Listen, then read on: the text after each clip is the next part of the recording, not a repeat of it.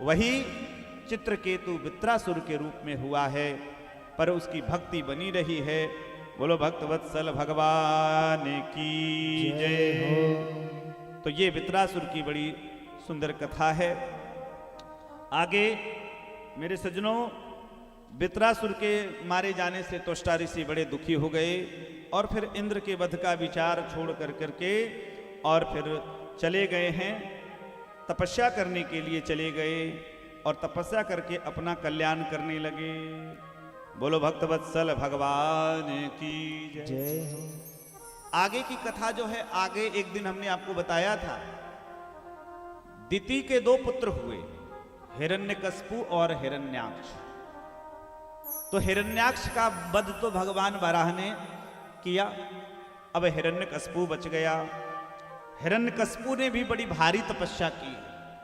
जब घर से निकल रहा था ना, तपस्या के लिए घर से हिरण्यकश्यपु निकल रहा था, उसी समय एक तोता ने नारायण नारायण नारायण कह दिया। सुनते ही हिरण्यकश्यपु तपस्या के लिए नहीं गया, बाहर घर के अंदर आ गया। पत्नी कयाधु ने कहा कि महाराज आप तो तपस्या के लिए जा रहे थे। बोले अपशकुन हो गया।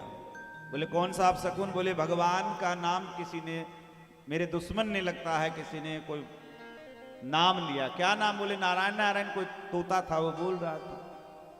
कयाधु ने हिरण्यकश्यपु के मुख से धोखे से, और कहते संत कहते 108 बार धोखे से भगवान के नाम का उच्चारण करवा दिया और उस रात में गर्भ धारण कर ली। दूसरे दिन हिरण्यकश्यपु तपस्या के लिए गया। ब्रह्मा जी की उत्कट तपस्या की, ऐसी कि ब्रह्मा जी को वर देने के लिए आना पड़ा। क्या चाहिए वरदान? कहा कि हमें अमर बना दीजिए। बोले हाँ, ये हम नहीं कर सकते। हम ब्रह्मा होकर के भी जब अमर नहीं हैं तो हम तुम्हें कैसे अमर बना सकते हैं? तो कहा एक काम करिए, मैं न दिन में मरूं न रात में मरूं। बोले राधे राधे। नांतर बहिर्दिवा नक्तम मन्यस्मादपि चायुधैहि। न दिन में मरूं न रात में मरूं, न घर के अंदर मरूं न घर के बाहर मरूं, न अस्त्र से मरूं न शस्त्र से मरूं, ब्रह्मा के बनाए गए सृष्टि में किसी प्राणी से न मरूं, 12 महीने में किसी महीने में न मरूं। ऐसा वरदान मांग लिया। ब्रह्मा जी ने तथास्तु कह दिया। अब मेरे सजनों, तपस्या का प्रभाव, वरदान का प्रभाव, उसने गदा लेकर के पूरे त्रैलोक पर विजय प्राप्त की। सारे देवता भाग खड़े हुए, स्वर्ग को छोड़ करके सब सुमेरु की गुफाओं में चले गए। और अब हिरण्यकश्यपु पूरी दुनिया नहीं, देवताओं का भी भगवान बन गया। यज्ञ तपस्या सब नष्ट करा दिया, कहीं भी धर्म कर्म सब बंद करा दिया। अच्छा, इधर मेरे सज्जनों, वरदान प्राप्त करके त्रैलोक को जीत करके जब घर आया तो पता चला कि मेरी पत्नी का हरण किया गया है। तो इंद्र पर गुस्सा तो निकल ही चुका है। अपने पुत्र को देखा, क्योंकि कयाधु जब हिरण्यकश्यपु तपस्या के लिए गया था तो उसकी पत्नी का अपहरण देवराज इंद्र ने कर लिया। क्योंकि इंद्र का मानना है जब बाप इतना खतरनाक है तो बेटा उससे ज्यादा ही होगा, इसलिए अपहरण कर लिया। कयाधु को मारना चाहता था, नारद जी ने रुकवा दिया। देखो, ये कयाधु के गर्भ में जो पुत्र है ये तुम्हारा मित्र होगा, ये तुम्हारा रक्षक होगा, इसलिए इन्हें छोड़ दो। नारद जी के वचन पर विश्वास कर करके और छोड़ दिया। और उसको नारद जी अपने आश्रम में ले आए और खूब सत्संग हुआ। गर्भ में था तब भी सत्संग, और जन्म हुआ तब भी सत्संग। नाम रखाया प्रहलाद। ये 4 भाई हुए, हलाद, अनुहलाद, सनलाद और प्रहलाद। प्रहलाद सबसे छोटे हुए। बच्चा तो बहुत प्यारा है, और धीरे धीरे पढ़ने लिखने के लिए इनको गुरुकुल में भेजा गया, जो श्री हिरण्यकश्यपु का स्वयं का विद्यालय। राजा महाराजा लोग हैं, इनके खुद कॉलेज विद्यालय हैं, जिसमें आसुरी विद्या पढ़ाई जाती है। संडा और मर्क, संडा मर्क उस विद्यालय के आचार्य हैं, प्राचार्य हैं। अब महाराज वहां पढ़ाई होने लगी। कुछ दिन के बाद हिरण्यकशिपु गया और अपने बेटे से बड़े लाड़ प्यार से पूछने लगा कि बेटा एक बात बताओ, तुमने सबसे अच्छी विद्या क्या प्राप्त की? सबसे अच्छी विद्या तुमने विद्यालय में और गुरुजी से क्या प्राप्त किया है? तो कहा कि पिताजी सच्ची बताऊं? बोले हाँ। तत्साधु मन्ने असुरवर्य देहिना सदा समुद्विग्न धियाम सद्ग्रहा। हे पिताजी, हमने क्लास में सबसे अच्छी बात पढ़ी कि दुनियादारी को छोड़ करके और भगवान का भजन करना चाहिए। बोलो राधे राधे। यही कि हित्वात्म पातम गृह मंदकूपम वनम गतो यद्धरिमाश्रये तत्, भगवान का आश्रय ले लो। क्रोध में आ गया, अरे जितने शिक्षक थे आचार्य को बुलाया, अरे तुम मेरे बच्चों को बहका करके और ऐसी दुश्मन वाली बात पढ़ा रहे हो, ठीक से पढ़ाओ। ठीक है सरकार। अब प्रहलाद पर कड़े शासन लगा करके प्रहलाद को पढ़ाते हैं। जितने पढ़ाते सब वो पढ़ते, लेकिन विद्या देखो ऐसा नहीं पढ़ना चाहिए जो गलत सलत हो। पढ़ते तो सब प्रहलाद जी, लेकिन उसको मन में धारण नहीं करते हैं। कुछ दिन के बाद एक दिन क्या हुआ, प्रहलाद जी आए राजमहल में, कोई त्योहार पर आए। राज सिंहासन पर बैठा हुआ हिरण्यकशिपु बड़े प्यार से बेटे को बैठाया अपने गोद में और सिर को सूंघ करके पूछा कि बेटा इस बार बताओ, अब तो 6 महीने बाद आए हो, ये बताओ कि तुमने सबसे अच्छी विद्या कौन सी ग्रहण की? बोले पिताजी अब की तो और अच्छी ग्रहण की। और क्या कहा? श्रवणम कीर्तनम विष्णु स्मरणम पाद सेवनम अर्चनम वंदनम दास्यम सख्यमात्म निवेदनम। पिताजी को नवधा भक्ति की चर्चा कर दी कि श्रवण कीर्तन स्मरण पाद सेवन अर्चन वंदन दास सख्य और आत्मनिवेदन। प्रथम भगति संतन कर संगा, दूसर रति मम कथा प्रसंगा, गुरुपद पंकज सेवा तीसरी भक्ति अमान, चौथी भक्ति मम गुणगर करऊ कपट तजिगा। पूरा नौ भक्ति बता दिया, क्योंकि नव महु एक हूं जिनके होई, नारी पुरुष सचराचर कोई। 9 भक्ति बता दिया। अब तो क्रोध में आकर के सिंहासन से प्रहलाद को अपने गोद से फेंक दिया ऊपर से और आचार्य को डांटा, रे मूर्ख, मैं तनख्वाह देता हूं तुमको पढ़ाने का, मेरे बच्चे के कान को फूंक करके गलत सलत पढ़ाते हो। कांपने लगे विद्यालय के आचार्य, संडा मर के बोलने लगे, महाराज मेरी गलती कुछ नहीं है। बोले तुम्हें ही पढ़ाया? बोले नहीं, मैंने नहीं पढ़ाया है। न मत प्रणीतम न पर प्रणीतम सुतो बदत्ते तवेंद्र शत्रु। हे प्रभु, न इसको मैंने पढ़ाया है न किसी ने पढ़ाया है। तो बोले पेट से ही पढ़ाया आया। बोलो राधे राधे। नैसर्ग की यमतिरस्य राजन, इसकी नेचुरल बोलते हैं हम लोग, नैसर्गिक प्राकृतिक इसकी बुद्धि ऐसी है। तो क्या किया जाए? बोले ले जाओ, मेरी नजरों से दूर करो, इसको मारो, हटाओ। अपने हाथ से तो मार नहीं सकते हैं, इसलिए विचार किया, इसको मारने का आदेश दिया। मारने के लिए बहुत सारे उपाय करने लगे। क्या क्या किया? सबसे पहले हाथी के नीचे कुचलवाने की योजना बनाई। खूब कुंटलों की संख्या में खूब शराब पिला करके हाथी को मतवाला किया गया और महावत को आदेश दिया कि ये प्रहलाद को मार दो, कुचल डालो उसको। हाथी एक मैदान में ले जाकर के प्रहलाद को छोड़ दिया और हाथी को के ऊपर महावत अंकुश मारने लगा। प्रहलाद की तरफ हाथी बढ़ा। हजारों लाखों की संख्या में लोग देखने के लिए पहुंच गए। लोग तमाशा देखते हैं, किसी के प्राण जा रहे हैं, यहां लोग तमाशा देख रहे हैं, बचाने कोई नहीं आ रहा है। और राजा का आदेश है, बचावे भी तो कौन। अब हाथी धीरे धीरे धीरे प्रहलाद जी की तरफ बढ़ा और देखते देखते सूंड में लपेट लिया। सारे लोग सोचे कि अब तो गया, अब तो गया। और हाथी सूंड में लपेट करके ऐसे ऐसे कर करके लोगों की धड़कनें श्वासें तेज हो गई। और देखते देखते हाथी ने ऐसे ऐसे ऐसे घुमा करके और बड़े प्यार के साथ पीठ पर बैठा लिया। अब पूरे मैदान के 5 चक्कर लगा दिया। महावत उस पर अंकुश मार रहा है लेकिन उस पर कोई असर नहीं। फिर 5 चक्कर लगा करके पुनः प्रहलाद को फिर हाथी ने सूंड में लपेट करके ऐसे ऐसे घुमा करके बड़े प्यार से नीचे उतार दिया। और नीचे उतार करके दोनों पैर के साथ जैसे महात्मा को दंडवत किया जाता है, प्रहलाद जी को दंडवत करने लगा। और प्रहलाद जी ने कहा, जय गणेश जय गणेश जय गणेश देवा जय हो। क्योंकि गणेश जी की जो है गजाननम भूत गणादि सेवितम कपित जम्बू फलचारु भक्षणम, गजानन के रूप में है। इसलिए हाथी भी प्रहलाद जी को प्रणाम करके और लौट गया।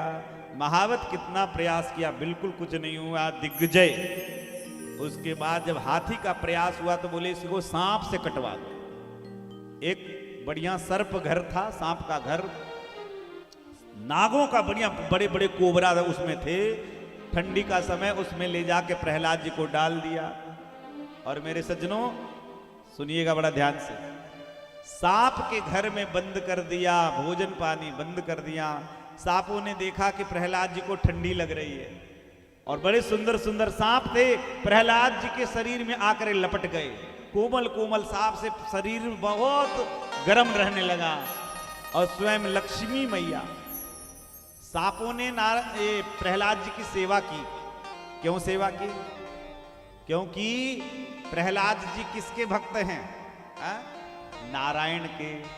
और नारायण का गद्दा तोषक तकिया क्या है? नारायण कहां सोते? क्षीर सागर में किस पर सोते? डनलप के गद्दे पर नहीं ना।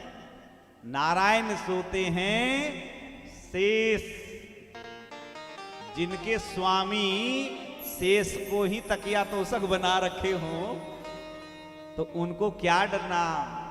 काल उसका क्या बिगाड़े जो भक्त हो महाकाल का। बोलो राधे राधे। और देखो भक्त की भावना है, भक्त चाहता है कि हम भगवान से जुड़े रहें, है ना। आइए एक प्यारा सा भजन हम लोग स्मरण करते हैं। हम लोग भी भगवान को कहते हैं कि प्रभु हम आपके साथ रहने की इच्छा करते हैं। तो आइए ताली में कंजूसी मत करिए, क्योंकि आज पंचम दिवस, कल और परसों 2 दिन और कथा है, इसलिए कंजूसी मत करिए। अरे तेरे संग में रहेंगे ओ मोहना, तेरे संग में रहेंगे ओ मोहना, तेरे संग में रहेंगे ओ मोहना, तेरे संग में रहेंगे ओ मोहना। ओ मोहना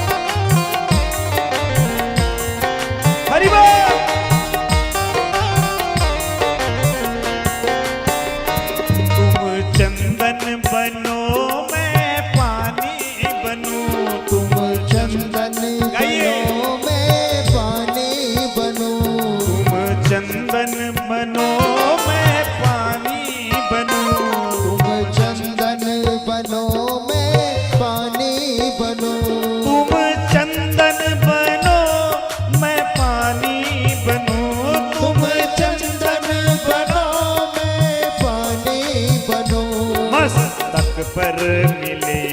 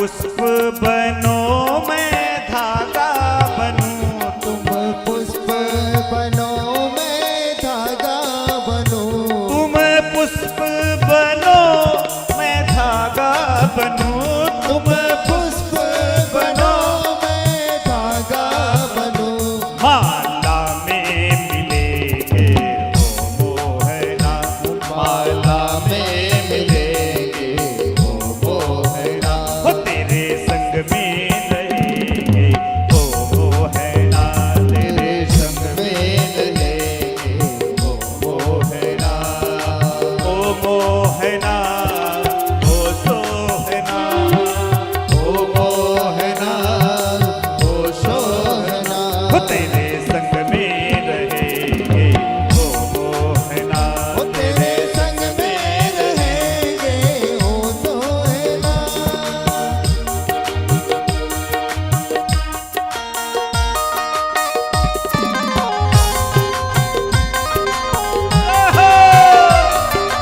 आके बिहारी लाल की।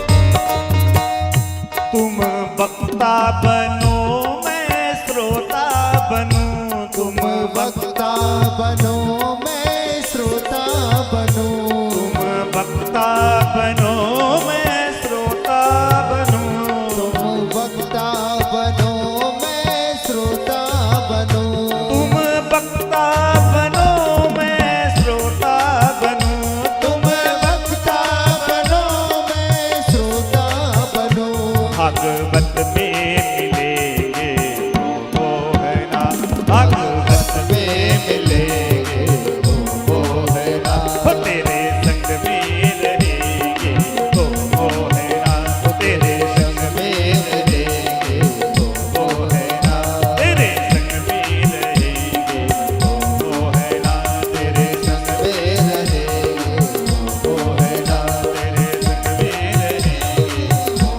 मोहना, तेरे संग में रहेंगे वो मोहना, तेरे संग में रहेंगे वो मोहना, तेरे संग में रहेंगे वो मोहना, तेरे संग में रहेंगे वो मोहना, तेरे संग में रहेंगे वो मोहना, तेरे संग में रहेंगे वो मोहना। बोलो बाके बिहारी लाल की। जय हो। मोबाइल से वीडियो मत बनाइए, ये वीडियो ये लाइव प्रसारण चल रहा है, आप मोबाइल खोल करके सामने देख सकते हैं। हमारे NS स्टूडियो की तरफ से हमारे महाराज जी के द्वारा NS स्टूडियो चैनल आप लोग देखें और इसका लाइव प्रसारण चल रहा है। ये सब पूरी कथा और आप लोग सब रिकॉर्ड किए जा रहे हैं, ऑन रिकॉर्ड आप लोग बैठे हैं जो लोग हैं, इसलिए उसमें आप देखें, उसमें बढ़िया आ रहा है ना, चकाचक आ रहा है। लोग बैठ करके कहाँ से देख भी रहे हैं, तो आप उसी से देखें और उस चैनल के माध्यम से आप लोग इस कथा को बाद में भी सुन पाएंगे। बोलो भक्त वत्सल भगवान की जय। तो प्रहलाद जी तो भगवान को केवल स्मरण करते हैं, कुछ कहते नहीं है भगवान से कि मेरी रक्षा करो। हम लोग क्या करते हैं, थोड़ा सर्दी खांसी जुकाम बुखार थोड़ा दुख हुआ तो भगवान को कहते भगवान ठीक कर दे।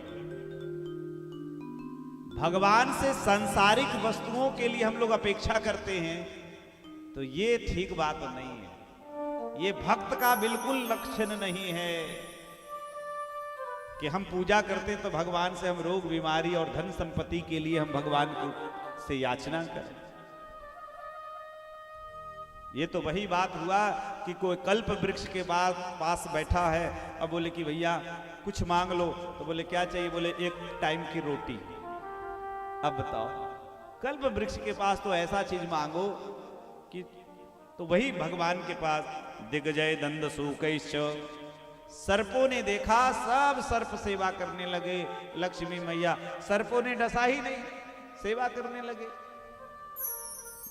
6 महीना के बाद हिरण्यकशिपु ने खुलवाया तो देखा श्री प्रहलाद जी पहले थोड़े से सावरे थे, लेकिन बिना धूप के और बिना सुंदर सुंदर लक्ष्मी जी के हाथ के भोजन पा करके महाराज बड़ा सुंदर चकाचक गोरे हो गए। अविचारावपात नहीं, अविचार किया, डाकनी साकनी आदि का प्रयोग किया, महाराज उससे बिना मरे तो माया भेद। हमारे महाराज जी तो इसके विशेषज्ञ हैं। महाराज मारण मंत्र हमने आपको बताया था, मारण, जैसे मारण, सम्मोहन, उच्चाटन आदि ये सब तंत्र में, इसमें लेकिन एक शर्त है। महाराज जी हम भी जब आसाम गए थे तो एक बहुत वहां पे कामाख्या मंदिर के पास एक संत के पास हमने कहा महाराज जी हमको कुछ बताइए, तो उन्होंने हमको कहा कि बोले आप सब वैष्णव महात्मा हैं, आप सबको क्या कहें। देख करके उन्होंने हम प्रणाम, क्यों, देखो वैष्णवी ताकत तो है ही। अगर आप किसी पर ऐसे मंत्र का मारने के लिए मारण मंत्र का प्रयोग करते हैं और सामने वाला वो भगवान का भक्त निकला और आपसे पावरफुल निकल गया, साधना भक्ति उसकी अगर ऊंची निकल गई तो टकरा करके चलाने वाले को ही नष्ट कर देता है। जैसे 2 इतिहास में सुनाऊंगा। यहां पे संडामर्क, ये इन्होंने ऐसा जब किया, मंत्र प्रहलाद पर चलाया तो मंत्र प्रहलाद को कुछ नहीं बिगाड़ पाया और बल्कि वो आकर के और संडामर्क को ही मार दिया। इससे हिरण्यकशिपु और दुखी हुआ। हिरण्यकशिपु ने एक और प्रयोग किया।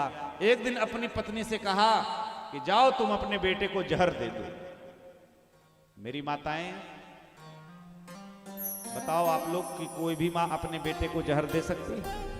जिस कोख से पैदा किया, कितना नालायक बेटा हो। कहते हैं एक बबूल का पेड़ भी अपने हाथ से लगाया जाए तो उसको नहीं काटना चाहिए। और ये तो बेटा है। कयाधु रोने लगे, क्योंकि अगर पति का आदेश नहीं मानते तो पातिव्रत धर्म नष्ट होता है, और उधर जहर देते तो पुत्र मर जाता है। दोनों के बीच में अपन भोजन लेकर के आई मैया। कयाधु की आंखों में आंसू देख करके प्रहलाद जी जान गए। कहा कि मैया तुम तो अपने हाथ से खिलाओ, और मां के हाथ का कभी भोजन जहर नहीं हो सकता। मां के हाथ की जली रोटी में जो स्वाद होता है ना, वो 5 स्टार के होटलों में नहीं मिल सकता। बोलो राधे राधे। क्यों? मां के हाथ का भोजन का स्वाद जो है, हमारे पूर्वी में, हमारे उत्तर प्रदेश में, हमारी भाषा में एक बड़ा सुंदर गाते हैं लोग कि अरे माई के दूधवा जैसन, माई के दूधवा जैसन कौनो मिठाई ना मिली। सब कुछ मिल जाई पर दुनिया में माई ना मिली। मां के दूध जैसा अमृत दुनिया में कुछ नहीं है। और मां से क्या कहना, मां की कितनी महिमा है। इसलिए गर्दानैर भोजने, भोजन में विष दे करके कयाधु को भेजा। कयाधु ने वो विष मिश्रित भोजन को प्रहलाद को दिया, लेकिन वो भोजन भी मां के हाथ से खाए, वो भोजन भी अमृत बन गया। बोलो राधे राधे। भक्तवत्सल भगवान की जय। बहुत पर्वत से गिरा दिया, प्रहलाद जी का कुछ भी बिगड़ा नहीं। आकाश से ले जा करके उस समुद्र में फेंक दिया। यहां एक सुंदर घटना घटी। जब समुद्र में फेंका गया, इधर नारायण भगवान ने मैया लक्ष्मी को इशारा किया, देवी देखो देखो, ये प्रहलाद अपने नाना के घर बिना किराया भाड़ा के फ्री में फोकट में पहुंच गया है। क्योंकि लक्ष्मी के पिताजी कौन हैं? समुद्र हैं। अभी आपको कथा सुनाएंगे। और जब नाती अपने नाना नानी के घर जाता है तो कितना प्यार मिलता है, आप सबको पता ही है। और वो भी पहली बार जब ऊपर से गिराए गए, प्रहलाद जी समुद्र में फेंके गए, तो संत वर्णन करते हैं कि समुद्र में एक दिव्य सुगंधित कमल आकर के उठ खड़ा हुआ। उसी कमल पर प्रहलाद जी, मानो नाना जी ने कमल भेज करके प्रहलाद की आगवानी करके स्वागत किए। तो कितने भी उपाय लगा लिए, नहीं मर पाया। अंत में वो होलिका दीदी आ गई उसकी, जो हिरण्यकशिपु की दीदी है बहन, भैया मैं इसको निपटा दूंगी, मेरे पास एक जादुई चादर है। महाराज अग्नि की व्यवस्था की गई चारों ओर, बीच में होलिका प्रहलाद को लेकर के बैठ गई और चारों ओर से अग्नि लगा दी गई। लेकिन भगवान के भक्त का क्या बिगड़ सकता है, होलिका जल गई, बुराई जल गया और अच्छाई की जीत हो गई। बोलो भक्तवत्सल भगवान की जय। कितना उपाय किए, उसके बाद जब नहीं मरा तब जाकर के एक दिन क्रोधित होकर के तलवार निकाल करके और क्रोधित होकर के, अरे मूर्ख, तुझे अपने बड़ा घमंड है ना, तुझ में बल शक्ति आ गया। आज मैं देखता हूं कि तेरा भगवान, तेरा ईश्वर, जिसे तू कहता है नारायण नारायण, ना कभी देखा न जाना न पहचाना, तुम भगवान मेरे को छोड़ करके दूसरे को भगवान मानते हो। इसलिए आज मैं देखता हूं तेरा भगवान कहां बचा रहता है, कहां बचाता है। प्रहलाद जी ने कहा, पिताजी जहां हम में भी भगवान और आप में भी भगवान। बोलो राधे राधे। अच्छा, तो हिरण्यकशिपु को मुख से निकल गया क्या कि इस खंभ में भी है? कहा, पिताजी अगर आपका विश्वास है तो क्वासो यदि सर्वत्र कस्मात स्तंभे न दृश्यते। यदि सर्वत्र है तो क्या इस खंभे में? बोले हां। देखो, प्रहलाद जी ने आज तक भगवान से कुछ नहीं कही थी और पहली बार केवल हां कहा है। विश्वास प्रहलाद जी का है कि इस पत्थर में, हम लोग मंदिर में जाते हैं तो मूर्ति किसकी होती है? पत्थर की। कब से? बोले जब से प्रहलाद जी का ये चरित्र चला तब से ही पत्थर में की पूजा शुरू हुई। और उस खंभे में जोरदार, देखिए, जहां तक प्रहलाद जी के विश्वास की बात कही जाती है, प्रहलाद जी का को विश्वास है और उस विश्वास को हिरण्यकशिपु ने भी मान लिया, उसको भी मान लिया कि हाँ इसमें ही है। तो उसने भी एक खंभे में कि इसमें भगवान है, मैं देखता हूं, जोर से गदा मारा, जोर से खंभा विदीर्ण हो गया और उस खंभे में से श्री नरसिंह भगवान प्रकट हो गए। बोलो नरसिंह भगवान की जय। देखते देखते उछल करके और दोनों में भयंकर लड़ाई होने लगी। ऐसी लड़ाई, देवता आकाश में आ गए, लेकिन हिरण्यकशिपु कभी नरसिंह भगवान को पटक देता, कभी भगवान उनको पटक देते। देवता कांपने लगे, हे प्रभु जल्दी निपटाइए, बड़ा दुष्ट है। भगवान ने कहा कि इसका समय आने दो। और गोधूली बेला का सायंकालन बेला हुआ। देखते देखते भगवान ने ऐसा मुक्का मारा कि हिरण्यकशिपु गिर गया। गिरते ही झपट करके भगवान नरसिंह ने जा करके, और जैसे बाज कबूतर को पकड़ लेता है उसी प्रकार से श्री नरसिंह भगवान में हिरण्यकशिपु को पकड़ लिया। और पकड़ करके और उस राजमहल के उस जो दरवाजा था, ड्योढ़ी पर बैठ गए और बैठ करके कहने लगे, अब तो तेरे अंतिम समय आ गया है, जिसको याद करना है कर ले। हिरण्यकशिपु हंसने लगा, आप मुझे मार नहीं पाओगे क्योंकि मुझे वरदान है। बोले तुम वरदान गिनाओ और मैं बता रहा हूं। भगवान ने पूछा कि क्या क्या वरदान? बोले मैं दिन में न मरूं, मैं न रात में। बोले अभी क्या है? बोले अभी दिन भी नहीं रात भी नहीं। तुमने कहा था न मैं घर के अंदर मरूं न घर के बाहर मरूं, तो कहाँ हो? बोले आधा आधा दोनों में, घर के अंदर भी आधा है, आधा शरीर देहरी के अंदर और आधा बाहर है। तूने कहा था न पृथ्वी पर मरूं न आकाश में मरूं, तो कहाँ हो? बोले कि हम आपके गोद में हैं। तुमने कहा था न मनुष्य से मरूं न किसी के ब्रह्मा के बनाए सृष्टि में किसी से न मरूं, तो मैं कौन हूं? बोले आप न नर हो न मनुष्य हो, दोनों 50-50 नरसिंह दिख रहे हो। इसलिए यहां सुंदर श्लोक, सत्यम विधातु निज भृत्य भासितम व्याप्तिम च भूतवे स्वखिलेषु चात्मनः। समस्त संसार में हर जगह जहां आपका विश्वास टिक जाएगा वहीं ठाकुर जी प्रकट हो जाएंगे। इसको दिखाने के लिए ही नरसिंह भगवान प्रकट हुए हैं। और महाराज स्तंभे सभायाम नम मृगम न मानुषम, अद्भुत रूप धारण करके और कहा, अरे मूर्ख, तूने कहा था ना कि मैं किसी महीने में न मरूं, 12 महीने होते, बोले उसमें नहीं मरूं। बोले ये देखो मैंने तेरे लिए स्पेशल 13वां महीना बनाया है। इस 13वें महीना को या तो अधिक मास कहते हैं, या तो पुरुषोत्तम मास कहते हैं, या तो मल मास कहते हैं। ये 3-4 साल में एक बार वो अधिक मास लगता है। तो इसलिए मैंने तेरे लिए 13वें महीने की व्यवस्था की है। अब तो मरोगे और देखते देखते भगवान, तुमने कहा था न मैं सूखे से मरूं न गीले से मरूं, न मैं अस्त्र से मरूं न शस्त्र में।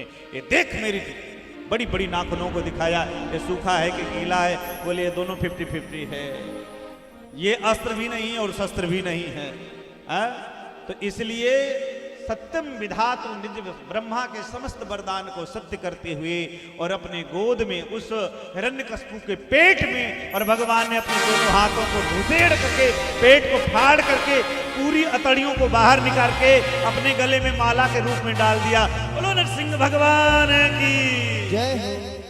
निकाला अतड़ियों को खून से पूरा एकदम, वैसे ही पूरे सिंह का आप देखते हैं बाल भी अच्छा खासा है, पूरे रक्त रंजित हो गए हैं। सुखदेव जी वर्णन कर रहे हैं आज भगवान इतने सुंदर, ऐसे जैसे नील सरोवरों में रक्तमणि की सुंदर शोभा हो रही हो, ऐसी लाल लाल शोभा और आंखें लाल लाल हो गई है। देवता स्तुति कर रहे हैं, हाथ कांप रहे हैं, किन्हीं देवताओं को नरसिंह भगवान के आगे जाने की हिम्मत नहीं हो रही। बहुत देर तक क्रोध शांत जब नहीं हुआ, ब्रह्मा जी ने सोचा अब क्या करें। जय जगदीश हरे और बड़े बड़े वेद मंत्र पढ़ने लगे, कुछ फर्क नहीं पड़ा। बोले आदमी चाहे कितना क्रोधी हो, लेकिन श्रीमती अगर सामने आए तो हो सकता है गुस्सा ठंडा हो जाए। लक्ष्मी जी को स्मरण किया, मैया रक्षा करो। ये देखो 16 श्रृंगार करके बढ़िया, माताओं को जेवर गहना तो बहुत प्रिय है ना, बड़े बड़े मंगटी को बड़े बड़े गहना पहन करके और बढ़िया लाली लगा करके और बढ़िया बनारसी एकदम सिल्क की साड़ी महाराज, और ऐसे सोने की थाल में और बढ़िया एकदम चमर चमर चमर कमर मटकाते हुए मैया लक्ष्मी चली, अपने पति को प्रसन्न करने के लिए चली। क्योंकि स्त्रियों का जो जितना श्रृंगार है मात्र और मात्र केवल पति के लिए है, इसलिए पति को प्रसन्न करने के लिए जब चली, पास में जाकर के जो ही भगवान ने ऐसे मारा जोर से, तो जो बाल में रक्त लगे हुए थे, खून लगे थे, जाके लक्ष्मी जी के चेहरे पर लगे, और जो ही ऐसे देखा एक थाली गिर गई और लक्ष्मी भाग पड़ी। लक्ष्मी तर का भी बोले हम नहीं, क्योंकि ऐसा पति इतने क्रोधी है तो शांताकारम शांताकारम हो गए। ऐसे तो हमने ये रूप तो आज ही देखा है, अब क्या हो। अब तो ब्रह्मा जी और चिंतित, अब देवी जी फेल हो गई तो पास कौन हो। महाराज तब तो अब विचार किया ब्रह्मा जी ने कि अब कुछ भी हो, अब क्रोध शांत नहीं हो रहा है। तो प्रहलादम प्रेषयामास ब्रह्मावस्थित मंत्रिके, हे प्रहलाद तुम ही जाओ, अब कि तुम्हारे हाथ में इनकी डोरी है। प्रहलाद जी ब्रह्मा के इशारा प्राप्त करके और भगवान के पास गए, और ज्यों ही गए तो प्रहलाद को देखते ही एकदम भगवान, आहा नाम ही है, बोलो भक्तवत्सल भगवान की। इस नाम की विशेषता है, वत्सल कहते हैं, वत्सम लाती इति वत्सला, जैसे गाय अपने बछड़े को चाटती है ना, वैसे प्रहलाद को देकर कितने प्रेम से भगवान नरसिंह गोद पर बैठा करके, और सिंह के रूप में है ना नरसिंह, तो अपने होठों से अपने जिह्वा से प्रहलाद के शरीर को चाटने लगे। पूरा गुस्सा ठंडा, और कर कमल से प्रहलाद जी के सर पर फेराने लगे। भगवान ने पूछा प्रहलाद एक बात बताओ, तुम्हें मुझसे डर नहीं लगता है? प्रहलाद जी मुस्कुरा गए कि सिंह का बच्चा कभी अपने बाप से डरता है क्या? है? सिंह का बच्चा अपने बाप से डरता है क्या? प्रहलाद जी बड़े। उसके बाद प्रहलाद जी का राज्याभिषेक कराया गया और शासन की आज्ञा दी। प्रहलाद जी थोड़े रोने लगे। क्यों? अपने पिता के मरे हुए सबको देख करके फूट फूट के प्रहलाद जी रोने लगे। भगवान से कहने लगे, प्रभु मेरा बाप बड़ा आपका जो है दुश्मन था, मुझे डर है कि कहीं ये नर्क न चला जाए। भगवान नरसिंह करुणार्थ हो गए, अरे प्रहलाद कैसी बात करते हो। और यहाँ इतना सुंदर श्लोक है कि क्या बताऊं।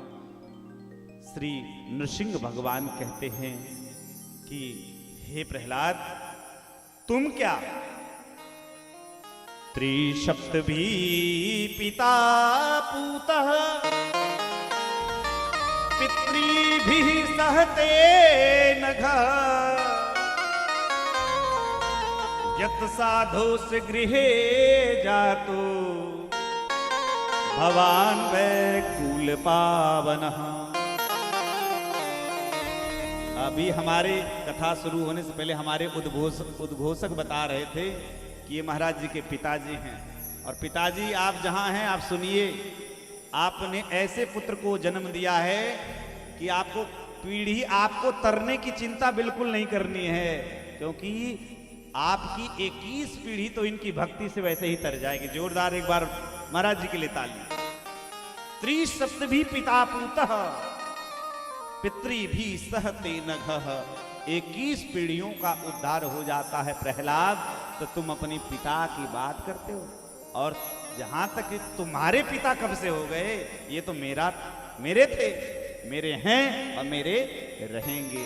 क्योंकि द्वारपाल हरि के प्रिय दो जय अरु विजय जान सबको विप्र श्रापते दूनो भाई तामस असुर देह तिन पाई। और भागवत का श्लोक गोस्वामी जी ने बहुत सारी चौपाई श्रीमद् भागवत के श्लोकों का केवल और केवल अनुवाद ही किया है। नाना पुराण निगमागम सम्मतम यत् पुनश्चकु विप्रशापेन राक्षसो तो बभूवतु कुंभकर्ण दशग्रीवो हतो तो राम विक्रमहे। ये भागवत का श्लोक। विप्र श्रापते दोनों भाई तामस असुर देह तिन पाए। फिर तो प्रहलाद जी गदगद हो गए हैं। और तो ये नृसिंह भगवान की बड़ी महिमा है, प्रहलाद की रक्षा की है। और प्रहलाद की रक्षा से यही समझ में आता है मेरे सज्जनों, समय का अभाव है, ठीक है, तो इसलिए कथा तो मैं क्या बताऊं, अब दिल की दर्द लेकिन कोई बात नहीं, जथा समय तथा कार्य होना चाहिए। आगे गजेंद्र मोक्ष की बड़ी सुंदर कथा वर्णन है कि गज ये परिवार समेत सरोवर में स्नान को गया, ग्राह ने पैर को पकड़ लिया और ज्यों-ज्यों, क्योंकि एक थल का राजा है तो एक जल का राजा है, लेकिन जो जहां रहेगा उसकी शक्ति वही काम करेगी, है ना। अब ग्राह ज्यों-ज्यों खींचने लगा, हजारों वर्ष तक युद्ध होने लगा। सूरदास जी ने बड़ा सुंदर पद लिखा है, नाक कान डूबन लागे। जब नाक कान डूबन लागे, नाक कान डूबन लागे, देव को पुकारे, हे गोविंद राखु शरण, अब तो जीवन हारे। बहुत सुंदर। और मैं निवेदन करूं, हमारे आचार्य जी सब बैठे हैं, महाराज जीवन में कोई बड़े संकट अगर आपके जीवन में आवे तो श्रीमद् भागवत में 2 अनुष्ठान बताए गए।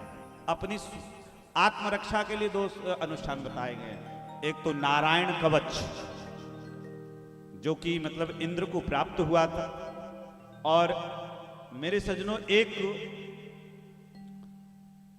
गजेंद्र मोक्ष, गजेंद्र ने स्तुति की है।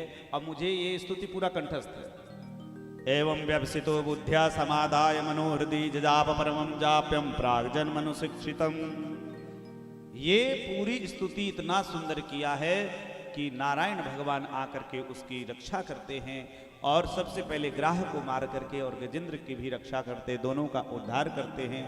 बोले ये गजेंद्र ग्राह पहले ये राजा इंद्रद्युम्न था, और महात्मा के श्राप से ये ऐसा बन गया। और ये जो गजेंद्र था इंद्रद्युम्न नाम का राजा था, और जो ग्राह था वो हुहु नाम का गंधर्व था। एक बार क्या हुआ, महात्मा गए भजन पूजन कर रहे, तो छोटा बालक था, ये बालक का रूप धारण करके महात्मा के पास जाकर हू हू करता था। महात्मा डर जाते। एक बार महात्माओं ने श्राप दे दिया कि अरे ग्राह की तरह तू हमें डराता है, जा ग्राह हो जाए। इसलिए इनका उद्धार करके गजेंद्र उपाख्यान की बड़ी सुंदर चर्चा है। आगे मेरे सज्जनों चूंकि प्रहलाद जी के पौत्र हुए, प्रहलाद के पुत्र हुए विरोचन और विरोचन के पुत्र हुए बलि। बलि बड़े भगवान के भक्त थे। उस समय बलि शुक्राचार्य की आज्ञा से स्वर्ग पर आक्रमण करके और देवताओं का राज्य छीन करके और स्वयं बैठ गए। मैया अदिति दुखी हो गई। महाराज, तो इस कथा को हम आपको बाद में बताएंगे, लेकिन यहां जो प्रसंग है, भगवान विष्णु के पास सब देवता गए कि प्रभु हम लोग कमजोर हो गए हैं और ये असुर बढ़ गए हैं, तो क्या किया जाए। तो अमृत मंथन का विचार हुआ। अमृत कैसे निकलेगा। बोले समुद्र का मंथन करके अमृत निकाला जाए। तो कैसे, चूंकि देवताओं के साथ साथ दैत्यों को भी मिलाना पड़ेगा और इस समय स्वर्ग के पर दैत्यों का कब्जा है, इसलिए बिना उनकी शक्ति से हम समुद्र का मंथन नहीं कर सकते। सारे देवता संधि का प्रस्ताव लेकर के स्वर्ग में गए। बलि के पास कहा कि आप स्वर्ग के राजा बने रहें, लेकिन हम सब चाहते हैं कि समुद्र का मंथन करें, उनसे में अमृत मिले और हम भाई भाई सब बांट चूट करके पिए, अपनी शक्ति को बढ़ावें। बलि ने स्वीकार किया है भगवान विष्णु के कहने से और समुद्र का मंथन हुआ। वासुकी नागराज वासुकी को भी लोभ दिया गया कि आपको भी अमृत मिलेगा, इसलिए रस्सी के स्थान पर आप होइए। मंदराचल को ला करके समुद्र में डाला गया। डालते ही वो डूबने लगा। भगवान कच्छप का अवतार धारण करके रक्षा करते हैं। तो महाराज, उस दिन तो हमने 3 ही अवतार की चर्चा की थी जल्दीबाजी में, आज चारों की, कि एक अमृत के लिए भगवान के 4 अवतार हुए। तो महाराज, उसके बाद फिर तो समुद्र का मंथन हुआ और समुद्र मंथन में सबसे पहला जो रत्न निकला उसका नाम जहर विष। विष की ज्वाला पूरे संसार को जलाने लगी और सारे, क्योंकि जो वासुकी नाग के मुंह की तरफ दैत्य थे, वो ज्वाला जहर के प्रभाव से सारे दैत्य काले काले हो गए। और जहर निकला तो जहर को कौन पीना चाहेगा। भगवान नारायण ने आदेश दिया कि जाओ, हमारे जो सबसे परम भक्त, हमारे परम प्रेमी और हमारे इष्ट ऐसे भगवान भोलेनाथ के पास ले जाओ कि नारायण ने ये भेजी है, ये स्वीकार करिए। देवता सब लेकर के गए हैं और नारायण भेजे हैं ऐसा समझ करके और अपनी पत्नी से पूछ कर करके और भगवान भोलेनाथ ने उस जहर को पी लिया। देवता अमृत का पान करके ये देव रह गए, लेकिन जहर का पान करने वाले भोलेनाथ, जहर अमृत पीने वाले देव, लेकिन विष पीने वाले महादेव। बोलो शंकर भगवान की। यानी कि जिंदगी में जो कड़वे वचन को सहले वही पूज्य हो जाता है, वही महादेव हो जाता है। अब तो महाराज, पीते गरे वृषांके न प्रीतास्ते मर्दानवा, सब प्रसन्न हो गए हैं और ऐसे करके आगे 14 रत्न निकले। उच्चैश्रवा नाम का घोड़ा, उसको बलि ने ले लिया। ऐरावत हाथी, उसको इंद्र ने ले लिया। कौस्तुभ मणि, उनको नारायण ने ले लिया। पारिजात, उसको इंद्र ने ले लिया। अप्सराएं, वो भी स्वर्ग की आभूषण। लक्ष्मी जी उत्पत्ति हुई इसी समुद्र मंथन में, समुद्र से निकली। क्यों निकली, एक कथा इसकी भी है। क्या लक्ष्मी नहीं थी। बोले कि बृहस्पति के श्राप से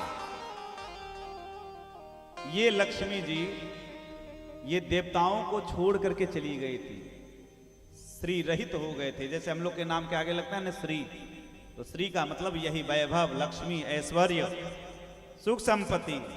तो उनको पुनः प्रकट के लिए तो लक्ष्मी प्रकट हुई। सब लोग दौड़ पड़े। हम लक्ष्मी कौन नहीं चाहता, दुनिया में कौन व्यक्ति है जो लक्ष्मी को नहीं चाहता। लेकिन महाराज, जो ज्यादा लक्ष्मी के पीछे पड़ता है, लक्ष्मी उससे दूर चली जाती है। जो लक्ष्मी से दूर जाता है उसको लक्ष्मी मिल जाती है। स्वयंवर हुआ। स्वयंवर में साधु महात्मा अगले पंक्ति में आए। बड़े बड़े सब देवता, दानव, मानव सब आए। सब में लक्ष्मी ने कमी निकाल करके और नारायण का वरण किया। बोलो लक्ष्मी नारायण भगवान की जय। और उसके बाद मेरे सज्जनों, आगे वारुणी, वो भी उनको असुरों ने ले लिया। चंद्रमा, जो औषधियों के देवता हैं, आकाश में स्थित हैं वो, और उसके बाद धन्वंतरी। धन्वंतरी भगवान प्रकट हुए और आयुर्वेदाचार्य धन्वंतरी को कहा गया है। और फिर 14वां रत्न है वो अमृत। धन्वंतरी अपने सोने के कलश में हाथ में अमृत लेकर के प्रकट हुए। देखते ही दैत्यों की बुद्धि बदल गई और झट से धन्वंतरी के हाथ से छीन करके ले भागे। अब महाराज ले भागे, देवता अब नारायण के शरण में आए। प्रभु अगर देवताओं को अमृत नहीं मिला और ये असुर पी लिए तो जिंदगी में और संसार में सब जगह ये बुराई का ही जीत हो जाएगा, इसलिए कुछ भी करिए। तो 3 अवतार हो गया है, एक कच्छपा अवतार, एक धन्वंतरी अवतार, एक अजिता अवतार, एक अवतार बाकी। देवताओं के कहने से भगवान गए, बोले मैं आज जलवा दिखाता हूं, अलग रूप। भगवान गए, अच्छा ये छीन करके ले गए तो दैत्यों में भी जो बलवान थे, कमजोर थे, तो क्या होता है, जो बलवान आदमी होता है कमजोर को सताता है। ये संसार का नियम है। जैसे बड़ी मछली होती है छोटी मछली को खा करके अपना पेट भरती है, वैसे संसार में जिसके अंदर जितनी ताकत है दूसरे को दबाने का प्रयास करता है। वहां भी भीषण लड़ाई अमृत को कि पहले मैं पीऊंगा, पहले मैं। इतने में भगवान गए और नारायण मोहिनी का रूप धारण किए। बोलो मोहिनी भगवान की जय। ऐसा रूप धारण किया है, ऐसा रूप धारण कि मेरे सज्जनों, मेरी माताओं, एक निवेदन करूं भागवत के माध्यम से, स्त्री को कभी भी अंग प्रदर्शन नहीं करना चाहिए। भागवत में लिखा हुआ। क्यों? अंग प्रदर्शन करने से दूसरे के अंदर विषय वासना बढ़ती है। यहां लिखा है कि मोहिनी भगवान गए महाराज जी, ऐसा अंग का प्रदर्शन, वस्त्र आदि ऐसे पहने कि अंग प्रत्यंग दिख रहे और गेंद का खेल खेल रहे हैं। अब देख करके असुरों को लगा, रे अब तो जा करके और अरे देवी जी अच्छा हुआ, चलो चलो आप आ गई। और सब मोहित हो करके और चक्कर लगाने लगे और कहा कि देवी हम भाइयों में झगड़ा हो रहा है, आपके आने से लगता है कि आप कोई बड़ी कुल खानदान की हैं, आप अमृत का बंटवारा कर दें तो बहुत अच्छा। बोले देखो हम अकेली जंगल में हैं और ऐसे स्त्रियों पर विश्वास नहीं करना चाहिए। हाँ, त्रिया चरित्रम पुरुषस्य भागम दैवो न जानाति कुतो मनुष्य। स्त्रियों का चरित्र के बड़े बड़े इतिहास है, इनको जान पाना मुश्किल है, इसलिए बिना जाने पहचाने किसी से दोस्ती नहीं बढ़ानी चाहिए। असुरों ने देखा, अरे ये तो इतनी सुंदर बात कर रही है, इसका मतलब बड़े कुल खानदान के। देवी हमको विश्वास हुआ है आप पर। तो बोले एक शर्त पर हम बांटेंगे कि अमृत बांटने में हम अन्याय नहीं होने देंगे। बोले हाँ हम सबको मंजूर है। और देखो भगवान मुस्कुरा करके और अमृत बांटने के लिए तैयार हो गए। देवताओं को इशारा किया तुम लोग भी आ जाओ। दोनों पंक्ति में देवता दानव दोनों बैठ गए, जाकर के धीरे से मुस्कुराते हुए। और भगवान ने कहा कि एक काम करो, ये जो संत कहते हैं, भाव देते हैं कि जो गाढ़ा गाढ़ा अमृत है मैं चाहती हूं कि तुम पियो, और जो पतला पतला है ये देवताओं को पिला देते हैं। मुस्कुरा करके जब ऐसा मोहिनी जी ने कहा, इतनी सुंदरी जब मुस्कुराएगी, वैसे ही उनके बाणों से, काम बाणों से घायल हैं। कामदेव के 5 बाण हैं महाराज जी, शब्द स्पर्श रूप रस गंध, ये 5 पुष्प से समन्वित वे बाण है। अब तो देवताओं को पिलाने लगे। अब क्या हुआ, अमृत पिला रहे हैं देवताओं को, लेकिन मुस्कान किधर दे रहे हैं, दैत्यों को। तो सब दैत्य बड़े खुश हो रहे हैं, देखो घरवाली हो तो ऐसी है, घरवाली हो तो देखो पिला तो रही है देवताओं को, लेकिन चाह तो हम ही को रही है ना। तो ऐसे करके उसी में स्वरभानु नाम का एक दैत्य था, उसको लगा कि लगता है कुछ दाल में काला है। उसने सोचा कि कुछ गड़बड़ लग रहा है, उसको सूर्य और चंद्रमा के बीच में जाके बैठ गया। देखो वो भी मूर्ख, अरे अंधेरा में बैठो जहां आदमी दिखे नहीं, वो ऐसा जगह कि दोनों लाइट देने वाले। सूर्य का प्रकाश अगर कहीं हो तो कोई छिप सकता है, बताओ। चंद्रमा के पास रहेगा, चंद्रमा की भी पूरी चांदनी रहेगी तो छिपेगा। अब सूर्य चंद्र जो दोनों प्रकाशित देवता है उनके बीच में बैठ गए तो पकड़ में आ गया। अरे अमृत, चूंकि पंगति भेद नहीं करनी चाहिए, इसलिए भगवान ने पिला तो दिया, लेकिन सूर्य चंद्रमा ने इशारा कर दिया कि दैत्य है।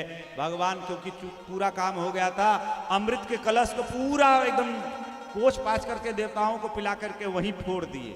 और भागवत में वर्णन है कि जब फोड़ कर करके और फिर वहां पे अब तुरंत वो मोहिनी वोहिनी कुछ नहीं थे, वो तो नारायण थे, तुरंत अपने स्वरूप में प्रकट होकर के और सुदर्शन चक्र से स्वरभानु के सिर को काट दिया।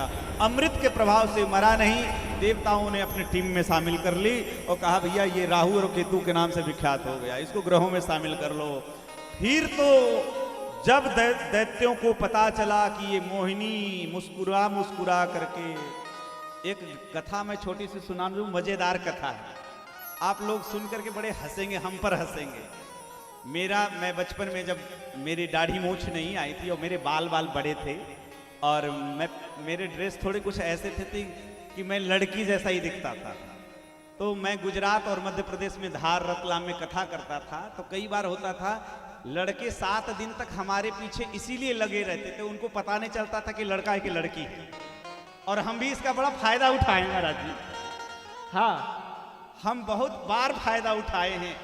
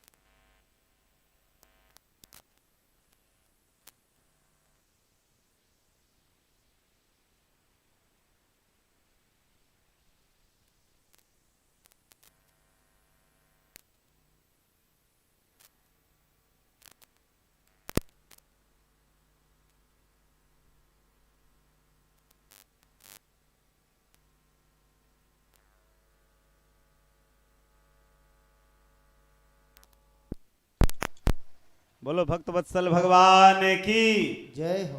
दही जो लाए हैं, दही को करिए सही।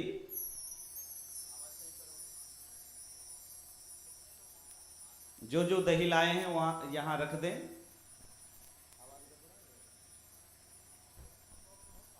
उसी का प्रसाद आप सबको मिलेगा।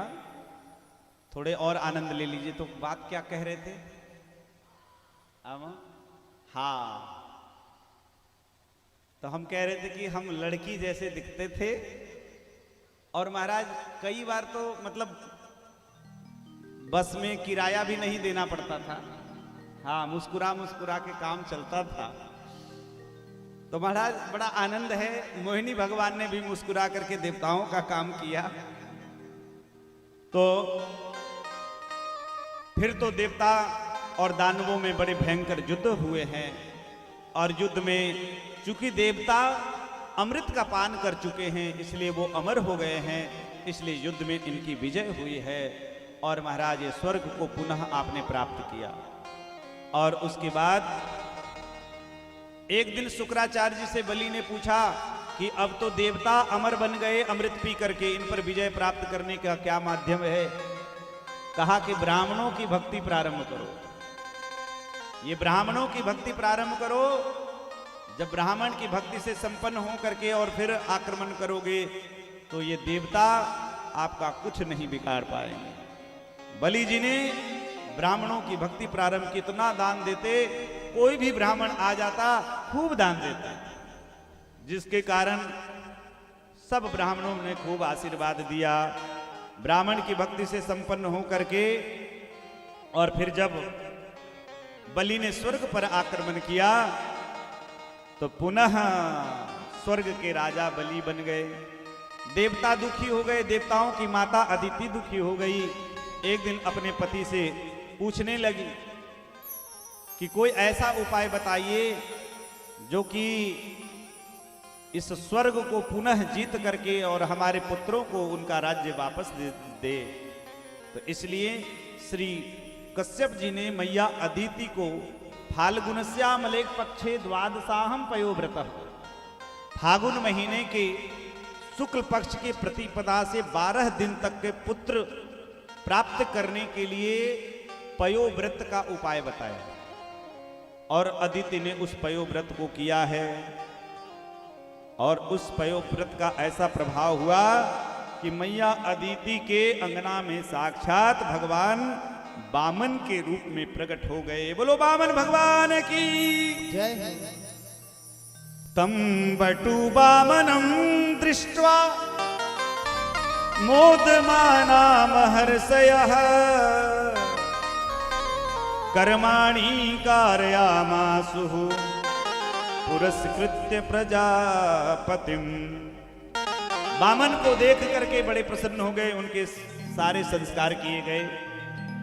श्री बृहस्पति जी ने जनेऊ दे दी और मेरे सज्जनों कश्यप जी ने मेखला दी, भूमि ने चर्म दिया, चंद्रमा ने दंड दिया, मैया अदिति ने लंगोटी दी, आकाश ने छत्र दिया, सप्तर्षियों में कुशा दिया।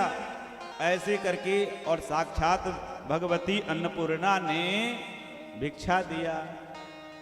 जब जनेऊ संस्कार होता है ना तो कहते काशी पढ़ने जाओ, भिक्षा मांग के लाके अर्पित करते हैं।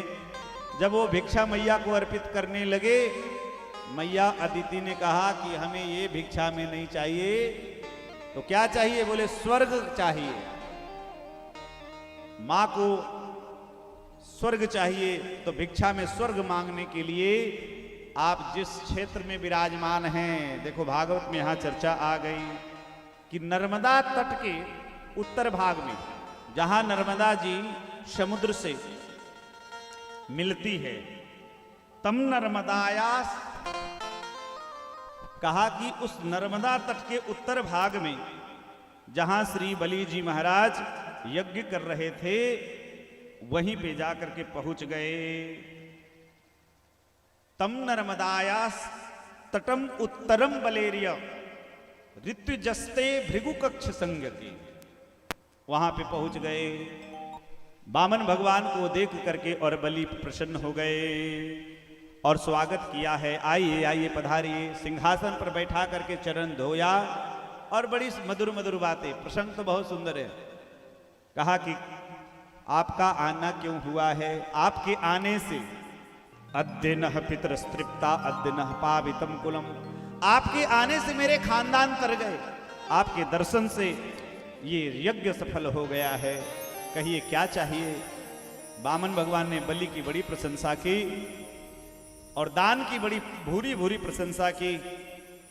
भगवान से बलि ने कहा कि प्रभु आपको क्या चाहिए? हम समझ गए, लग रहा है आप शादी के लिए आए हैं। आपको अगर आपके साइज की ब्राह्मणी चाहिए तो भी हम करवा दें। बोले नहीं भैया, अपन को शादी नहीं करनी, बड़ा लफड़ा है विवाह करने में, ब्रह्मचारी ठीक है। तो बोले हो सकता है आपको विद्यालय खुलवा दें? बोले नहीं। 2-4 गांव दिलवा दे? बोले नहीं। तो क्या चाहिए? बोले हमें हमारे पैर से हमें 3 पग भूमि चाहिए। बोलो राधे राधे। बलि हंसने लगे, अरे महाराज आप 3 पैर में तो कुछ होगा ही नहीं। बोले नहीं, ब्राह्मण को असंतुष्टाद्विजानष्टा, ब्राह्मण को संतोषी होना चाहिए, पर यजमान को भी कंजूस नहीं होना चाहिए। बोलो राधे राधे। बलि कहते हैं कि आपको जो चाहिए वो। बोले कि ठीक है, मेरे पैर से आप तो संकल्प तो कर दो। बोले ठीक है। संकल्प करने के लिए भागवत में वर्णन नहीं है, लेकिन गर्ग संहिता में वर्णन है कि संकल्प करने के लिए वामन भगवान कमंडल में से जल निकालने लगे। शुक्राचार्य जी ने मना किया, रुको।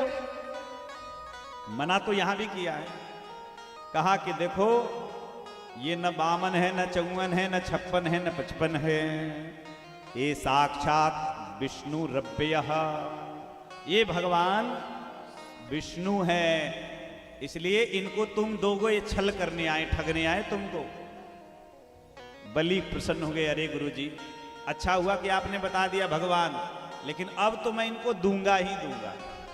गुरु जी ने श्राप दे दिया कि गुरु की बातें नहीं मानता है, जाओ श्रीहीन हो जाओ। श्री रहित होने का श्राप दे दिया, फिर भी जजमान हाथ से छूटे नहीं, संकल्प पूरा हो नहीं, जाके टोटी में घुस करके बैठ गए। वामन भगवान को समझते देर नहीं, हाथ में कुसा लिए हुए थे, कुसा से मारा टोटी में तो शुक्राचार्य जी की एक आंख गोविंदाय नमो नमः। यानी दान धर्म में कभी भी किसी को मना नहीं करना चाहिए। उस प्रकार से फिर तो बलि महाराज संकल्प करते हैं, संकल्प करते ही भगवान विराट रूप में बढ़ जाते हैं और एक नहीं 2 पैर में पूरे ब्रह्मांड को नाप लेते हैं। एक पैर आकाश की ओर गया, पृथ्वी से 7 ऊपर के समस्त लोगों को नाप लिया। ब्रह्मा जी ने देखा कि अरे भगवान का चरण हमारे दरवाजे तक आ गया है, तुरंत कमंडल में से और भगवान के चरण को धोया, वही बाद में गंगा जी के रूप में पृथ्वी में आई। बोलो राधे राधे, गंगे मात की जय। उसके बाद 7 नीचे के लोग को नाप लिया और फिर बलि को बांध लिया। अरे जजमान अभी बड़ी बड़ी बातें कर रहे थे, जो चाहिए वो ले लीजिए। कहां गया तेरा राज? 2 पैर में ही तुम्हारा राज खत्म, तीसरा पैर? बोले कि प्रभु अभी तो है, सब कुछ नहीं गया है, मेरा धन गया, धनी अभी बचा हुआ है। तो कि धन बड़ा कि धनी? बोले धनी, इसलिए इस धनी को ही आप ले लीजिए, मैं अपना दान आपको करता हूं। इस समर्पण को देख करके भगवान गदगद हो गए। और महाराज कहते हैं कि बलि ने कहा कि प्रभु मेरे माथे पर अपने चरण को रख दीजिए। भगवान ने मस्तक पर चरण पधराए। अपने पौत्र को देख करके प्रहलाद जी प्रकट हो गए, प्रसन्न हो गए कि मेरा पोता तो मुझसे भी आगे निकल गया, क्योंकि आपने अपने कर को मेरे सर पर रखा था, चरण को किसी को सौभाग्य नहीं है, इसलिए बहुत प्रसन्न हो गए। फिर तो बलि को सुतल लोक का राज्य दे दिया है और स्वर्ग का राज्य लेकर के मेरे सज्जनों और भगवान अपने बड़े भाई इंद्र को दे देते हैं। बोलो वामन भगवान की जय। तो ये बड़ी सुंदर बात है। आगे नवम स्कंद में 24 अध्याय है। 24 अध्याय में मेरे सज्जनों 13 अध्याय में सूर्यवंश की चर्चा है और 11 अध्याय में चंद्रवंश की चर्चा है। स्वयंभू मनु से सूर्यवंश प्रारंभ हुआ है और उसमें बड़े बड़े मनु महाराज से इक्ष्वाकु, सगर, हरिश्चंद्र, मानधाता ऐसे बड़े बड़े राजाओं का चरित्र श्रीमद् भागवत में विस्तार से आता है। और उसी में 3 अध्यायों में 2 अध्याय कहिए, 2 अध्याय में श्री रामचरित का संक्षेप वर्णन है और रामचरितमानस की कथा हो ही रही है ना। लेकिन रामचरितमानस की कथा तो हो रही है, तो आदौ राम तपो बनादिगमनम हत्वा मृग कांचनम वैदेही हरणम जटायु मरणम सुग्रीव संभाषणम। मेरे सज्जनों इस भाव से हम रामचरित्र को प्रणाम करेंगे, लेकिन एक राम जी का भजन जरूर गाएंगे। एक भजन गा करके और हम 5 मिनट में भगवान कृष्ण को प्रकट करते हैं जल्दी से और कथा विराम करेंगे। हमारे सरकार मिथिला में गए, चारों सरकार, और विवाह हो गया है ना। विवाह हो गया देख करके सब मिथिलावासी बड़े प्रसन्न है और सब क्या गा रहे हैं, सबको मालूम है ये भजन, इसलिए मैंने कहा कि सबको मालूम है वही भजन गाया जाए और बहुत प्रिय है। आजू मिथिला नगरिया निहाल सखिया, आजू मिथिला नगरिया निहाल सखिया, चारों दुल्हा में बड़े का कमाल सखिया, चारों दुल्हा में बड़े का कमाल सखिया, चारों दुल्हा में बड़े का कमाल सखिया, चारों दुल्हा में बड़े का कमाल सखिया। आज मिथिला नगरिया निहाल नगरिया संभाल सखिया चारों दूल्हा में बड़का कमाल सखिया चारों दूल्हा में बड़का संभाल सखिया माथे मणि मोरिया कुंडल सोहे कनवा माथे मणि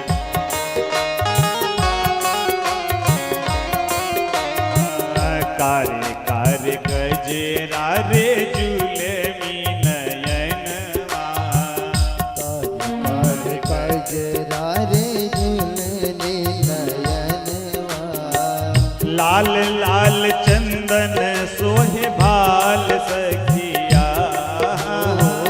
लाल लाल चंदन सोहे बाल सखिया वो चारों दूल्हा में बड़का कमाल सखिया चारों दुल्हा में बड़का कमाल सखिया चारों दुल्हा में बड़का कमाल सखिया कमाल सखिया कमाल सखिया कमाल सखिया।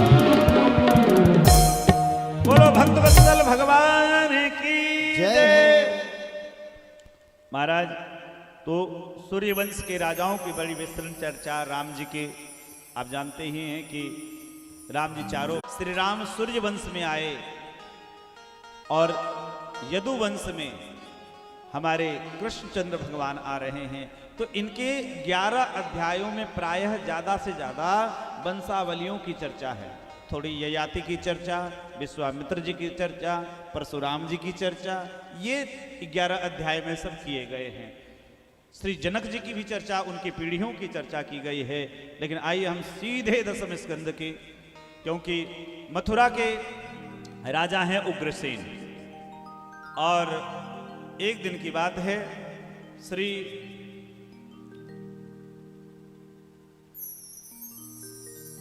मैया देवकी, जिनके पिताजी का नाम देवक है। अब एक दिन की बात है, देवकी के विवाह का अवसर है और बटेश्वर मारने के लिए अब वसुदेव जी ने देखा कि मेरी पत्नी है, जब तक शरीर में प्राण है पत्नी की रक्षा करनी चाहिए। तो क्या किया जाए, ये कंस बड़ा दुष्ट है, इससे बल में कोई जीता नहीं जा सकता, इसलिए बुद्धि से जीतने का प्रयास किया, समझाया। कहा कि महाराज आकाशवाणी में ने कहा है कि इसके गर्भ से, तो मैं वसुदेव सत्यवादी वसुदेव प्रतिज्ञा करता हूं कि जो भी मेरे संतान होंगे मैं आपको अर्पित करूंगा। ऐसा विचार करके कंस ने मान लिया और वापस मथुरा ले आया। और मथुरा आते ही कंस ने क्या किया, सबसे पहले अपने पिता को जेल में डाला, बहन बहनों को जेल में डाल करके स्वयं राजा बन गया। और प्रलम्ब, बक्कासुर, धेनुकासुर, अरिष्टासुर, तृणावर्त, पूतना, केसी, सल, तोसल, चाणूर, मुष्टिक, इन सब का मंत्रिमंडल का गठन कर दिया और सब जगह ढोला पिटवा दिया कि आज के बाद कोई भी धर्म कर्म नहीं करेगा, क्योंकि नारायण वो विष्णु मेरा दुश्मन है।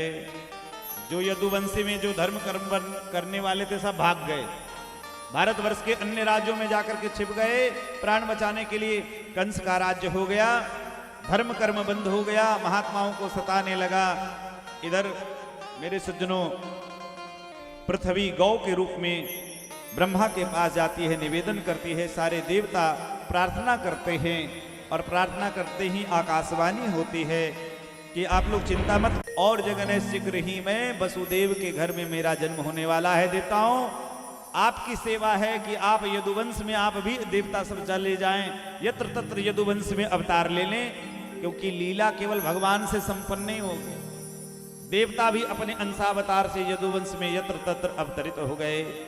और इधर मेरे सज्जनों एक दो नहीं 6 पुत्र, कीर्तिमंत प्रथम था, 6 पुत्र का जन्म हुआ क्रम से एक एक साल में। लेकिन नारद जी के कहने से कंस ने सबको मार दिया। और सातवां में मेरे सज्जनों, सातवें गर्भ की जब बात आई तो उसी समय क्योंकि हमारे ठाकुर जी आ रहे हैं तो व्यवस्था बनाने के लिए पहले आएंगे। रामावतार में भैया लक्ष्मण छोटे थे, लेकिन इस बार बड़े बनने के लिए पहले शेष जी आ गए मैया देवकी के गर्भ में, और इधर मैया देवकी के गर्भ में आ गए।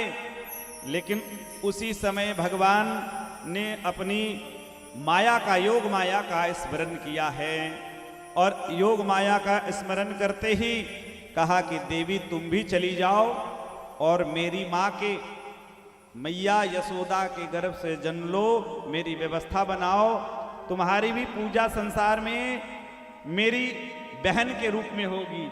चंडिका, काली, भद्रकाली, कात्यायनी आदि नाम से तुम भी प्रसिद्ध होगी। योग माया आ गई, और प्रभु के आदेश से योग माया ने क्या किया देखिएगा। मैया देवकी के जो सप्तम गर्भ में जो गर्भ था उसको खींच करके, और श्री वसुदेव जी की कई पत्नियां हैं, मदिरा, रोचना, इला, तारा, रोहिणी, देवकी, ये सब नाम है। तो डर के मारे रोहिणी गोकुल में वसुदेव जी के परम मित्र नंद जी के घर में रहती हैं, तो खींच करके गर्भ को और रोहिणी के गर्भ में स्थापित कर दिया। हल्ला हो गया कि देवकी के 7वां गर्भ गिर गया है। और मेरे सज्जनों, अब तो इधर 1 वर्ष पूर्व ही, भगवान के अवतार के 1 वर्ष पूर्व ही रोहिणी के गर्भ से भी एक बालक का जन्म हो गया, लेकिन वह न तो खाता है न पीता है, केवल रोता रहता है। और इधर जब 8वीं की तैयारी हुई महाराज, जोग लगन ग्रहवार तिथि सकल भय अनुकूल, चल अर्जु अचर हर्ष जुत कृष्ण जन्म सुखमूल। कारागार में अचानक प्रकाश हुए हैं और भगवान स्वयं नारायण चतुर्भुज रूप में प्रकट हो गए हैं। देवकी और वसुदेव ने स्तुति की है, कुछ हर्ष भी है, कुछ विषाद भी है। भगवान ने कहा मैया चिंता मत करो, हम आ ही रहे हैं। अगर कहो तो देखो अभी मेरे 4 हाथ हैं, मामा जी का कल्याण इसी से कर दूं। अगर अभी करूंगा तो फिर लीला में दिक्कत हो जाएगी, इसलिए चिंता मत करो। और देखते ही देखते भगवान महाराज मैया देवकी के गर्भ में आ गए। वसुदेव गृहे साक्षात भगवान मन में आकर के मंदिर जैसा देवकी तेजस्विनी हो गई। इधर देवता भी आकर के बड़ी सुंदर स्तुति, सत्य व्रतम सत्य परम त्रिसत्यम सत्यस्य योनिम निहितम च सत्य। गर्भ स्तुति करके देवता चले गए हैं जय जयकार करते हुए, और धीरे धीरे समय आ रहा है। आइए हम बिना समय गवाए हुए अथ सर्व गुणोपेतः कालः परम शोभनः यर्येवा जन्म वृक्षम शांत वृक्ष गृह कारकम। कहा कि दिशः प्रसेदुर गगनम, सब माहौल अनुकूल हो गया। धीरे धीरे भादो का महीना, वर्षा ऋतु, भादो का महीना, अष्टमी की तिथि आ गई, कृष्ण पक्ष आ गए, हर्षण योग आ गए, बभकर्ण आ गए। बुधवार का दिन, आज कौन है? अच्छा, बुधवार का दिन आ गया। मंगलवार के राम जी आए थे। मंगलवार के दिन राम जी का जन्म हुआ था, 9वें भौमवार मधुमासा। मेरे सज्जनों, उसके बाद अभिजित मुहूर्त आ गया, बुधवार का दिन आ गया, और देखते देखते रात्रि के 12 बजे की बात है। भगवान एकदम छोटे से रूप में, बालक के रूप में, अद्भुत बालक, तमद्भुतम बालक मम्बुजे क्षणम चतुर्भुजम शंख गदायुधायुधम। माता पूरी बोली सोमति डोली तजहुतात यह रूपा। मैया ने कहा देखते थे भगवान वो चतुर्भुज रूप धारण जो किए हुए थे। देखते देखते इत्युक्त्वा हरितुष्णिम भगवान आत्म मायया, भगवान चुप हो गए और देखते देखते बालक बन गए। लेकिन बालक बनते हैं भगवान रोए नहीं, क्योंकि रोए नहीं। देखते ही वसुदेव जी के हाथ में हथकड़ी है, पैरों में बेड़ी है। मन में इच्छा हुई कि बालक को कहीं छिपा दिया जाए। भगवान की योग माया से सब हथकड़ी बेड़ी खुल गए, सारे पहरेदार सो गए, और सुंदर सी टोकरी में नन्हे से बालक को लेकर के वहां से चल दिए हैं, और यमुना पार करके गए। गोकुल में जाकर के सोते हुए यशोदा के बगल में मेरे सज्जनों अपने कलेजे के टुकड़े को छोड़ दिया, और वहां जो कन्या का योग माया का जन्म हुआ था ले लिया और चले आए। योग माया आ गई और पूरा पुनः हथकड़ी लग गए, पैर में बेड़ी लग गए और वो बच्ची रोने लगी। रोने की ध्वनि सुन करके कंस दौड़ा दौड़ा आया तलवार लेकर के मारने के लिए। देवकी से छीन लिया है और जो ही बालिका को मारने के लिए और पटकना चाहा, इतने में देखते ही देखते हाथ से छूट करके वो आसमान में चली गई। 8 भुजा अष्टभुजी मात के रूप में। बोलो जगदम्बे मात की। आइए माता के चरणों में एक लाइन में हम लोग चलें, हाजरी लगावे। अरे सारी दुनिया से मन को हटा ले, सारी दुनिया से मन को हटा ले, ध्यान मैया जी के चरणों में लगा ले। नसीबा तेरा जाग जाएगा, नसीबा तेरा जाग जाएगा, नसीबा तेरा जाग जाएगा, नसीबा तेरा जाग जाएगा, नसीबा तेरा जाग जाएगा, नसीबा तेरा जाग जाएगा, नसीबा तेरा जाग जाएगा, नसीबा तेरा जाग जाएगा। दुनिया से मन को हटा ले, झूठी दुनिया से मन को हटा ले, ध्यान मैया जी के चरणों में लगा ले। नसीबा तेरा जाग जाएगा, नसीबा तेरा जाग जाएगा, नसीबा तेरा जाग जाएगा, नसीबा तेरा जाग जाएगा। सच्चाई दरबार यहाँ अंबिका, मिलता है प्यार यहाँ जगदम्बिका। सच्चाई दरबार यहाँ अंबिका, मिलता है प्यार यहाँ जगदम्बिका। बोलो जगदम्बे मात की।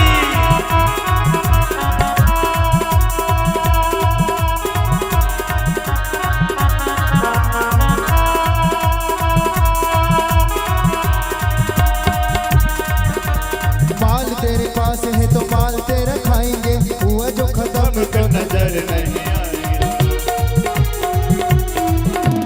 माल तेरे पास है तो माल तेरा खाएंगे, हुआ जो खत्म तो नजर नहीं आएंगे, हुआ जो खत्म तो नजर नहीं आएंगे। महामाई को तू अपना बना ले, महामाई को तू अपना बना ले।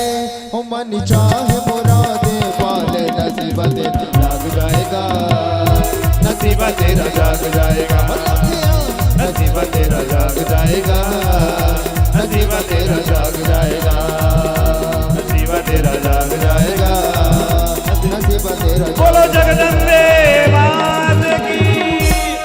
हाथ से छूट करके चली गई। कंस ने पूछा कि अरे मेरे मैया ने कहा, कंस ने कहा कि मेरा दुश्मन, बोले वो जन्म ले चुका है। तो बोले तुम बता दो। बोले मैं क्यों बताऊं, तुम खोजो। महाराज इधर कंस बड़ा परेशान और इधर मेरे सज्जनों प्रातः काल का बेला, मैया यशोदा ने देखा है अपने लाल को, बड़ा उत्सव हो रहा है। तो आइए हम लोग अब बधाई, भगवान श्री कृष्ण की बधाई गा करके आज की वाणी में यहीं पे विराम दूंगा। बोलो कृष्णचंद्र भगवान की जय। अब जन्म का दिन है तो थोड़ा समय तो लगेगा ही ना, है ना। भगवान ऐसे थोड़े प्रकट होंगे, तपस्या करनी पड़ेगी। आप लोगों ने भी तपस्या की है। कल और परसों 2 दिन और कथा है, 14 के दिन पूर्णाहुति है। 2 दिन और आप लोग अधिक से अधिक संख्या में आकर के लाभ लें। आइए हम लोग एक बधाई गा करके फिर तुरंत भगवान की आरती करते हैं।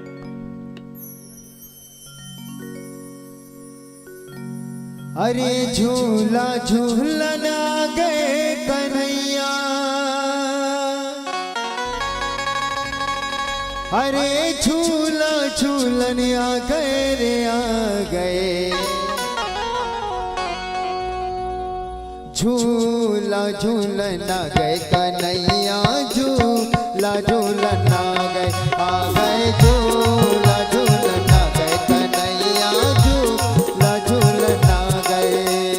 झूला झूलन आ गए कन्हैया, झूला झूलन आ गए झूला झूलन आ गए कन्हैया, झूला झूलन आ गए।